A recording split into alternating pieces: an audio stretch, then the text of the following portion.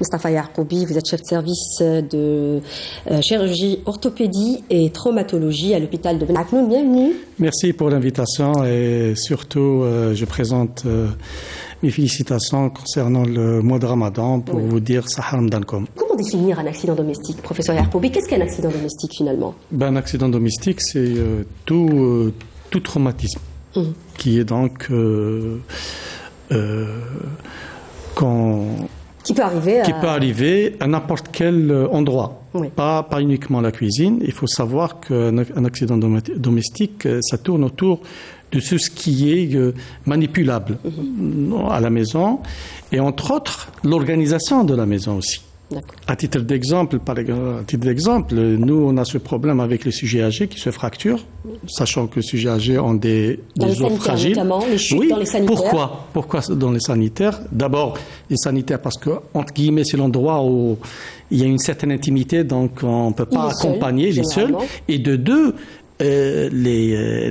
comment on appelle ça, les surfaces glissantes, alors qu'au contraire, il faut plutôt les antidérapants. Oui, absolument. Et là, donc tout ça, c'est un peu une organisation négative, encourageant les traumatismes, encourageant ces accidents domestiques. Oui. Je rajouterai quelque chose qui fait partie aussi, il n'y a pas que ça, il y a aussi le rangement. On parlera peut-être tout à l'heure, tout ce qui est caustique, tout ce qui est produit dangereux. Là aussi, ça fait partie. Et là, c'est l'enfant. L'enfant, pourquoi? L'enfant, il a cette tendance d'aller chercher, d'aller... Oui, c'est comme ça qu'il développe. C'est curieux et aussi imite l'adulte. Oui. Quand je vois comme ça dans les réseaux sociaux qui nous montrent une petite fillette qui est en train de faire de l'aksra avec la tabouna et dire voilà Allah ibarak, ça promet, ça c'est une question qu'il faut peut-être poser aux gens qui connaissent un peu la sociologie et surtout ce genre de choses. Donc tout ça, c'est en fait l'origine, c'est quoi? C'est l'erreur humaine.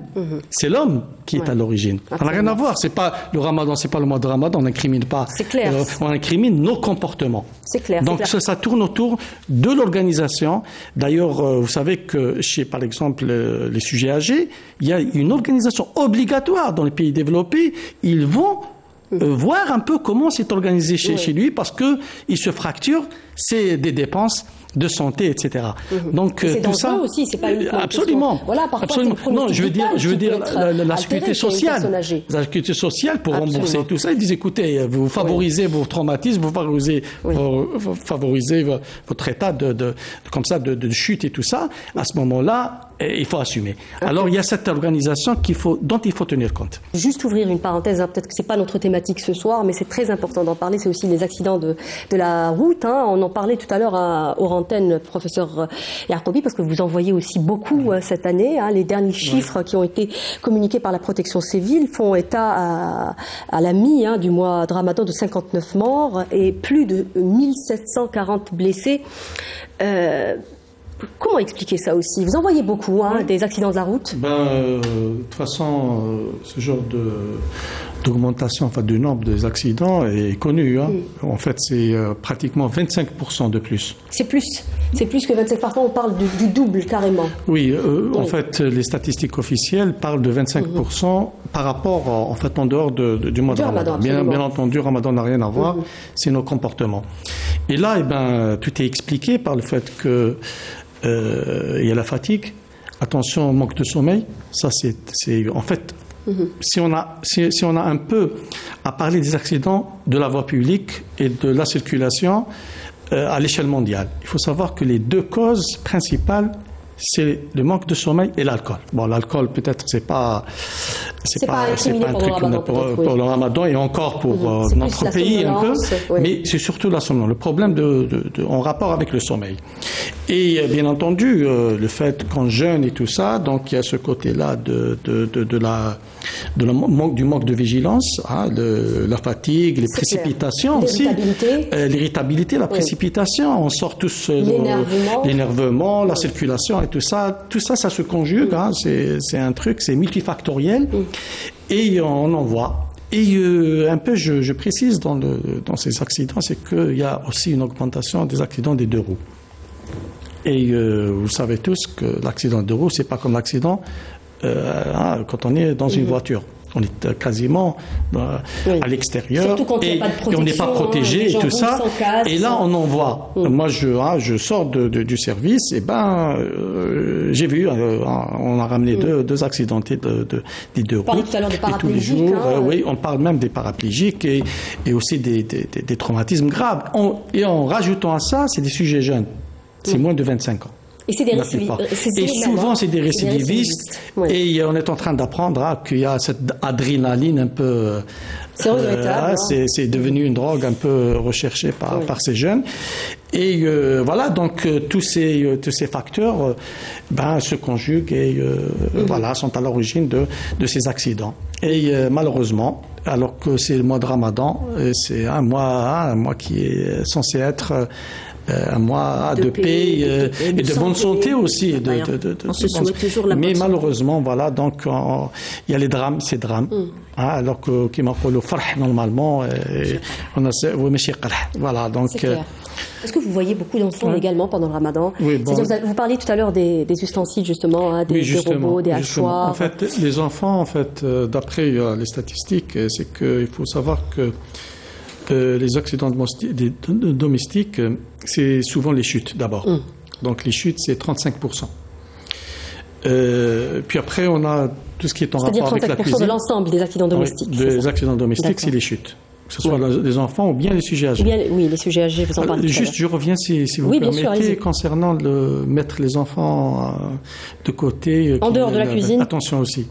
Parce qu'il n'y a pas que le danger de la cuisine, il y a aussi tout ce qui est caustique, produits, l'électrocution, etc., la baignoire, etc. Donc, si on a à les mettre, il faut les surveiller aussi. Parce que là, il a dit le mari doit aider. C'est-à-dire, il faut pas, entre autres. Peut-être l'idée, on a tendance, si vous permettez, professeur, juste une petite parenthèse, on a tendance à incriminer beaucoup la maman, peut-être parce que c'est elle qui doit surveiller en premier lieu les enfants. Mais pendant le Ramadan, les mamans généralement sont affairées, ont beaucoup à faire. Alors, il faudrait peut-être juste sensibiliser les autres membres de la famille, tout simplement. Quand la maman est occupée, il faudra juste penser à prendre en charge aussi les enfants. Tout à fait. Il faut les prendre en charge, c'est-à-dire, il ne faut pas le fait de leur interdire et les laisser.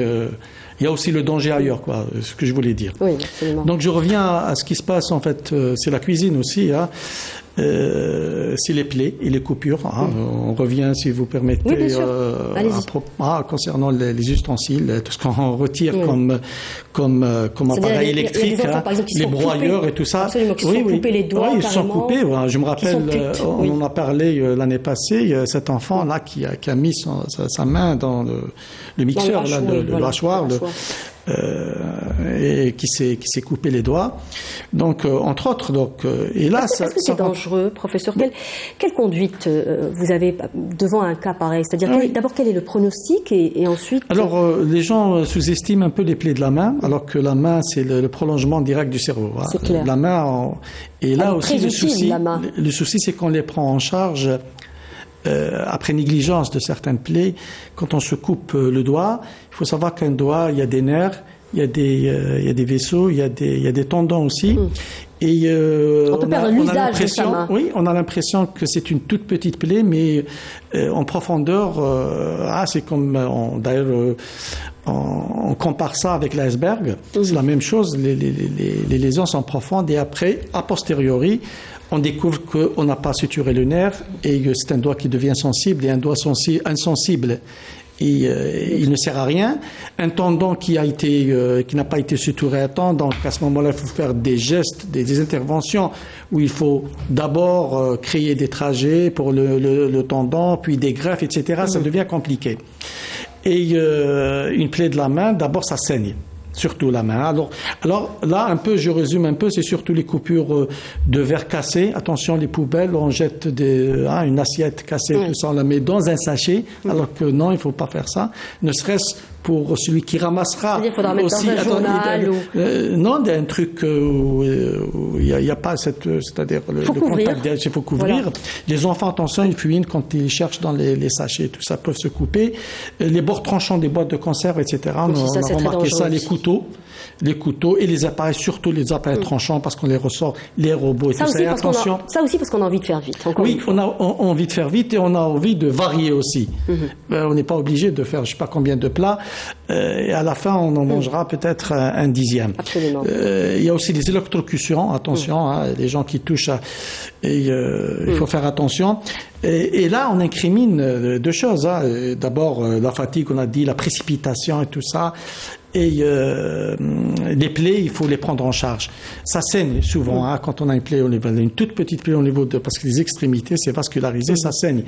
Et il faut pas banaliser. Il faut pas banaliser. Faut aller aux urgences. Oui, il faut mettre un pansement compressif pour arrêter le saignement. Il faut explorer. Le chirurgien, d'ailleurs, on se dit toujours, une plaie de la main est une plaie où il y a les organes nobles touchés jusqu'à preuve du contraire. Ça nous arrive même d'aller ouvrir, d'aller s'élargir, en fait. C'est pour éventuellement ne pas passer à côté d'une lésion nerveuse, parce que, vous savez, vous imaginez un doigt qui n'est plus sensible. Oui. À un certain moment, on va vous demander de l'amputer, parce qu'il ne servira pas à grand-chose. Donc tout ça doit être tenu compte par les parents. C'est les premiers responsables. Écoutez, vous êtes responsable de vos enfants. Oui. Il faut pas incriminer quoi que ce soit. Il faut pas se dire que c'est le ramadan, ces trucs. On est responsable de nos enfants. Et responsabilité entre guillemets pénale aussi. Si il meurt, l'enfant, elle a été négligé et tout ça, on a cette responsabilité pénale, pas uniquement la conscience. Absolument. C'est très important. Attention aux chutes aussi des enfants. Des enfants qui chutent, il y a aussi des traumatismes crâniens.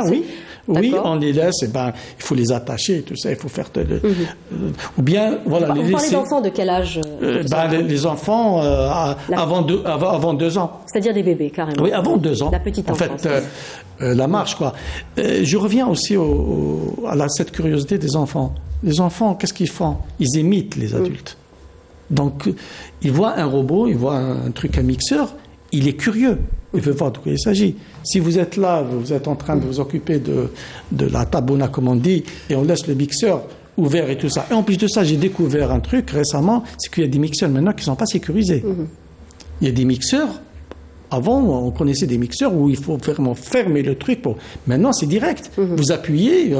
Ça tourne. Notre chère collègue peut en témoigner, puisqu'elle a été victime, si je me permets, elle-même d'un mixeur. Des mixeurs. Donc voilà, tout ça. Et là, c'est l'organisation, toujours. On revient à cette organisation. Le sujet âgé, professeur Yacobi, juste, si vous permettez, je rajouterai un truc, c'est que quand on met des... Il ne nous reste pas beaucoup de temps. Oui, quand on met du dentifrice ou autre chose, nous aussi, ils mettent du café, pour arrêter soi-disant le saignement. C'est pas bien parce que ça complique le traitement aussi. Ça cause des infections aussi. Oui, non, mais le chirurgien aussi, c'est compliqué. Il faut qu'il enlève tout ça, le dentifrice, tout ça, pour mettre un pansement. Alors, et ça convient. Pareil pour nous. Vous imaginez des grains de café dans une plaie. Il faut les chercher, là. Donc, voilà. C'est-à-dire qu'il faut nettoyer avant de soigner. Et ça, c'est... Juste désinfecter. Pour les plaies, je parle des plaies. L'eau, pareil. L'eau désinfectée.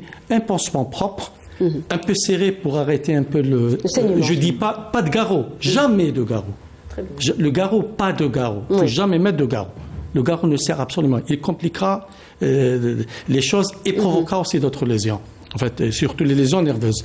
Donc, un pansement un peu compressif et se précipiter, aller bien entendu, se précipiter pour consulter et consulter convenablement, c'est-à-dire voir un chirurgien qui connaît ses lésions, qui connaît Professeur Yacobi, il ne nous reste pas beaucoup de temps. Oui. Revenir un peu sur les sujets âgés, parce que ça aussi c'est important. On disait justement que c'était souvent les personnes qui jeûnent malgré leur âge, leur traitement aussi. Bien que leur médecin leur déconseille justement de jeûner, c'est des personnes qui vont se retrouver un peu étourdies, c'est ça généralement. Oui, absolument, il y a aussi les traitements. En fait, quand on jeûne, on ne respecte pas les doses, on ne respecte pas.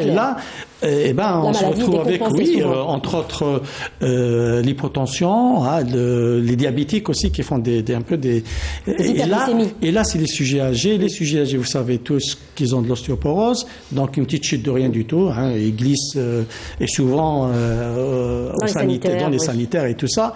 Et vous savez bien que le sujet âgé, quand il se fracture, c'est la décompensation des tares, c'est les complications des décubitus, et de là, il faut qu'on les opère rapidement pour le lever précoce afin d'éviter un peu ce genre de choses. La cascade, ce qu'on appelle nous la cascade. Et là aussi, c'est la responsabilité des adultes. pareil, il faut les surveiller. Et je rajouterais aussi, attention, il y a la longévité chez nous. Et il y a des problèmes neurologiques. Hein. Il y a l'Alzheimer, il y a des problèmes les démences et tout ça. Et là, il faut, bien entendu, nos seniors...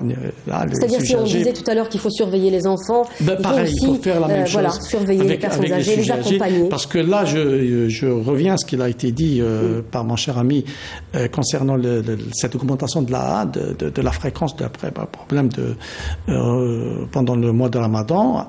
Et pareil pour les sujets âgés, les fracturés. Mon service est plein de sujets âgés. Hein. C'est en rapport avec ça. Pareil. Chaque Ramadan, hein, professeur. Chaque Ramadan. Attention aussi, les sujets âgés, il ne faut pas les faire travailler. Moi, je ne sais pas, c'est vrai, c'est traditionnel que parfois c'est eux, la grand-mère. Voilà, c'est eux parfois qui veulent mettre la main absolument, à la pâte. Absolument. Mais il faut, je pense qu'il faut les épargner un peu de ça. Peut-être leur donner des petits trucs comme ça léger. Participe à la vie de... participe. Donc voilà. Donc c'est un constat. Malheureusement, on revient que normalement. Merci à vous de nous avoir prêté attention. Cette émission est à présent terminée. Je vous souhaite Sahaf Turkum et je vous dis à très bientôt.